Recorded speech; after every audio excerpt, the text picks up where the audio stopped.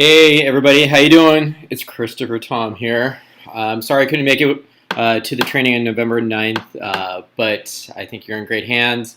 And I just wanted to give you a little bit of information. It should take about maybe 10 minutes or so and an opportunity to think about some subsequent planning. The title of this is Teaching and Learning from Abstract to Concrete, Common Core Academic Skills. The goal of this presentation is to identify process knowledge steps in order to provide students explicit opportunities to learn challenging and abstract academic skills in Common Core standards. I just want to do a quick review of depth of knowledge. As we had discussed before, the wheel of what we know as depth of knowledge is quite confusing, and those verbs can be mislead us into the actual complexity of a task. Remember, it's not the verb, but it's the complexity of the task. So I created this one, and I think from the feedback you've given me that you like this one better, but to clarify, the title of this is DOK. It's about the complexity of the task, not the verbs. And I just wanted to clarify that Common Core standards and Smarter Balanced assessments, they do require kids to be able to go back and refer to the text as a piece of evidence to support either fact-based answers or thinking-based answers, no matter the DOK level. As you know, in the Smarter Balanced assessments, the kids actually have the text in front of them, and they're able to use the text to drive their analysis. So let's just quickly clarify DOK1. According to Daniel Webb, it is simply just recall fact-based answers. DOK2, skills and concepts. Kids using a skill or some sort of conceptual process or knowledge to get the fact-based answers through a multi-step process. But as you can see over here on the right side of the screen is that answers are supported with text evidence. Shifting over to DOK3, strategic thinking. Or to remind you is that it's thinking-based answers, meaning inference, conclusions, evaluations, opinions about a single source. But as you can see here, answers are supported and justified with text evidence. Keyword supported and justified. And then finally, DOK4, extended thinking. Still thinking-based answers, but multiple sources that are synthesized together. And again, answers are supported and justified with text evidence. What we really wanted to just clarify today is the difference between fact knowledge versus process knowledge. Common Core Standards and Smarter Balance does not expect students to just master fact knowledge, that being DOK1. For this case, point of view. Smarter Balance, Common Core Standards don't expect kids to be able to just to define point of view. But the standards and SBAC assessments do assess kids on process knowledge, and that's being skill-based demonstration. So in this case, for the example, is how to describe a character's point of view is a multi-step process that can be abstract. Point of view, whether it be in character's point of view or narrator's point of view in literary text or author's point of view in informational text, can be abstract and not easily be able to just pinpoint it. Summarizing, easy to get to. But point of view and some of these other skills in Common Core are more abstract. I'm going to give you a moment if you want to pause the video and just to clarify the difference between fact knowledge and process knowledge.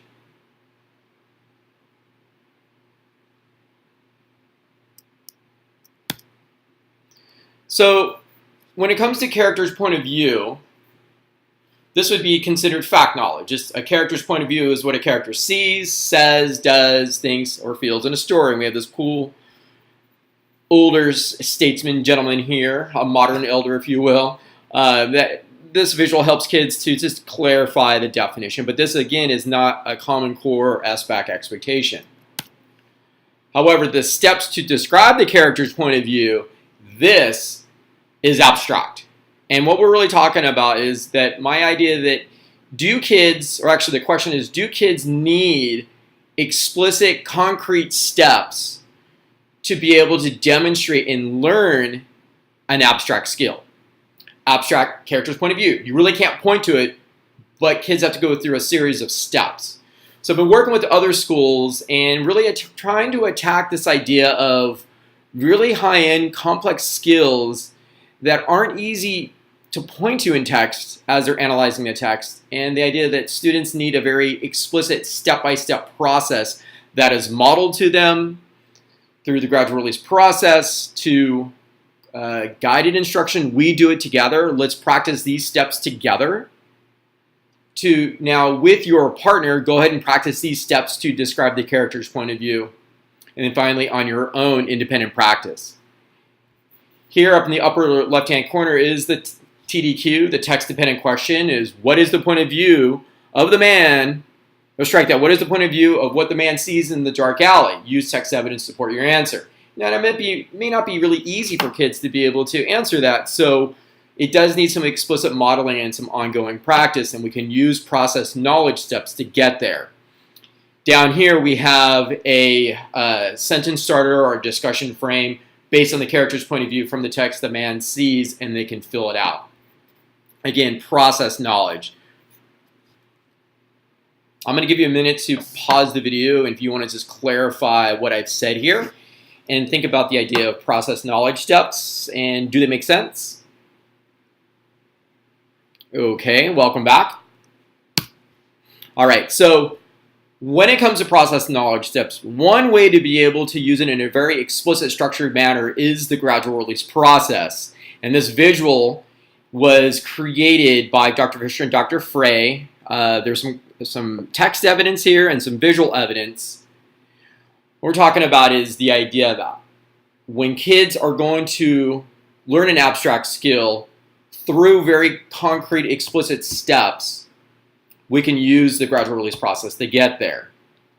I'm going to give you a minute, if you want to pause the video, and clarify what is the author and illustrator trying to tell us in this visual. There's lots of arrows and arches and under arches and words. What are they trying to tell us about the gradual release process? Okay, welcome back. If you talked about the idea that there's purpose, yes, very explicit purpose in any lesson, as we've talked about throughout the last couple of years, but a very explicit modeling, and teacher does it, that being modeling the series of concrete steps for that abstract skill. Guided instruction, okay, let's go ahead and practice the steps together. Analyzing text, whatever the skill might be.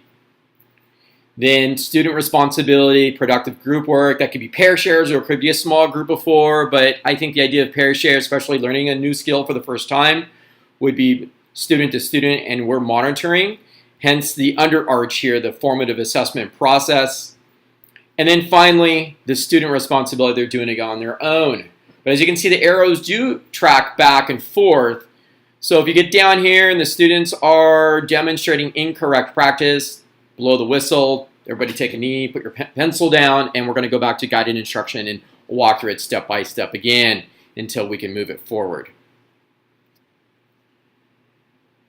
So I'm going to go ahead and move on. Here's a statement by Duke and Pearson. The gradual release of responsibility model of instruction stipulates that the teacher moves from assuming all of the responsibility for performing a task to a situation in which the students assume all of the responsibility. And I think that's clearly stated in this visual. And just know that this gradual release doesn't have to be in a 30-minute lesson, 45-minute lesson. It can be, depending on the level of the skill or the complexity of that skill and the text, the student's reading abilities. The gradual release process, when it comes to a very abstract skill, could take a day, could take one lesson, it could take a few days, it could take a week, it could take a month, it could take a year, really depending on what it is.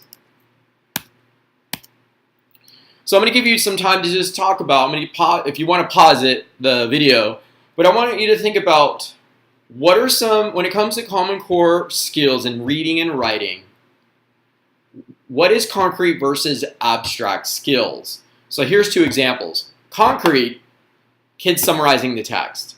Pretty clear cut, who, what, when, and where, let's put it together. Now they have to do some thinking, like figure out like the most important who, what, when, and where, but it's to the point.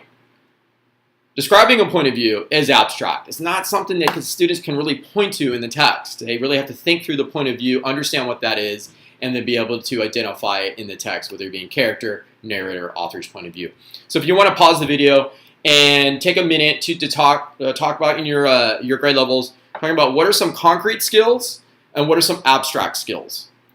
And then we'll come back and I'll show you a few from the standards. Okay, welcome back. So here's some concrete skills that I identified in standards. Maybe you identified the same ones. Identify key details. Retell a story. Retell key details. But when it comes to abstract, maybe we've talked about a lot of this, is that making an inference supported with evidence and justification. Now, that does start in 3rd grade when it comes to smarter balance assessments, but we know that kids already start making inferences about the world and text and things in their lives starting in kindergarten, but how do we help them use evidence and justification? And so that could be a very slow, gradual process. Again, it still needs steps, though, very explicit steps. Another abstract skill is drawing a conclusion supported with evidence and justification. An inference is very similar to a conclusion. But again, those 2 bullets right there are not stated in K3 standards. However, as you know, as we talked about, Smarter Balance does assess kids' process knowledge and able to make an inference and draw a conclusion in support of evidence and justification. Another abstract skill is determine a central message, theme, moral, lesson of a story, and literary text. And then finally, an informational text, determine the main idea of a text. So those particular skills, they can't put it into the text. It's very under the surface and does take a series of steps to understand. And they're difficult for kids, as you probably could agree with me. So how do we create very concrete series of steps to get there? Here's one example of making an inference that was co-created with some teachers in Palm Springs Unified. As you can see, there's a total of 6 steps. I highly recommend when it comes to designing process knowledge steps, we don't go beyond 5 or 6. Definitely 5 or 6, probably max. You start getting into like 7 or 8 or 10, it gets a little too crazy and it might be a little more confusing. So we don't want to confuse the matter. We want to keep it simple. But it is your modeling, your think aloud, that will clarify some of the details. And as kids practicing, you facilitating that. But as you can see, the steps are very clear. So this is one example for all of you that be able to use. As you can see, the first 2 are about reading and rereading. Rereading the text with a focus on the question. After the first read, we're going to go back and reread. As you know, in the close reading, we need to have very clear purpose. So going back into the second read or third read, we can state the inference question as what, for example, what inference can be made about the dog's relationship with the chef giving him food? Use text evidence to support and clarify your answer or explain your answer. Then we can go back into the text in step 3 and look for the details that would support any sort of inferential thinking. Step 4, think about what you know about those details, prior knowledge. Oh, okay, I know that, when people give food to dogs or pets, they like them. Make an inference based on the details of what you know and explain your thinking. So again, using the evidence from the text. And the text is right in front of them.